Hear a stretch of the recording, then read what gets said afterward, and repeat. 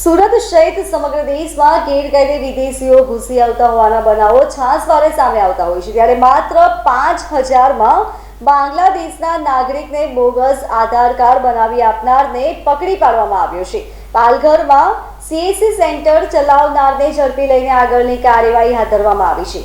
માત્ર 5,000માં બાંગ્લાદેશીને આધાર કાર્ડ બનાવી આપનાર શખ્સની ધરપકડ કરવામાં આવી છે. ઉત્તરાયણ પોલીસે આરોપીની ધરપકડ કરી વધુ પૂછપરછ હાથ ધરી છે. પાલઘરનો CHC સેન્ટર ચલાવતા ભૂપેન્દ્ર તિવારીની ધરપકડ બાદ પૂછપરછનો દોર શરૂ કર્યો છે. આ અગાઉ સુરત PCB અને SOGની ટીમે 9 બાંગ્લાદેશીઓની ધરપકડ કરી હતી, જે આરોપીઓની પૂછપરછમાં તેનું નામ ભૂપેન્દ્ર તિવારી હોવાનું સામે આવ્યું છે. હાલ તપાસનો ધમધમાટ ચાલી રહ્યો છે.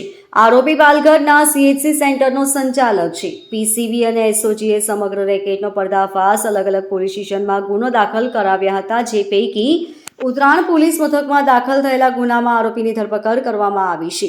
બાંગ્લાદેશીઓ પૈકી બહાદુર રફીક ખાનની ઉત્તરાયણ પોલીસે કરેલી પૂછપરછમાં ભૂપેન્દ્ર તિવારીનું નામ સામે આવ્યું હતું. બહાદુર એક એજન્ટને 20,000ની બાંગ્લાદેશી કરન્સી ટાકા ચૂકવી ભારતમાં ઘૂસ્યો હતો. કડિયા કામ કરતા બહાદુરે પાલઘરમાં CSC સેન્ટર ચલાવતા હતા. ભૂપેન્દ્ર અમરનાથ તિવારીને 5,000 આપી બોગસ આધાર કાર્ડ બનાવ્યું હતું, જે આરોપીની પણ ધરપકડ કરી વધુ પૂછપરછ ઉત્તરાયણ પોલીસે હાથ ધરી છે. Bureau report LK star news, Surat.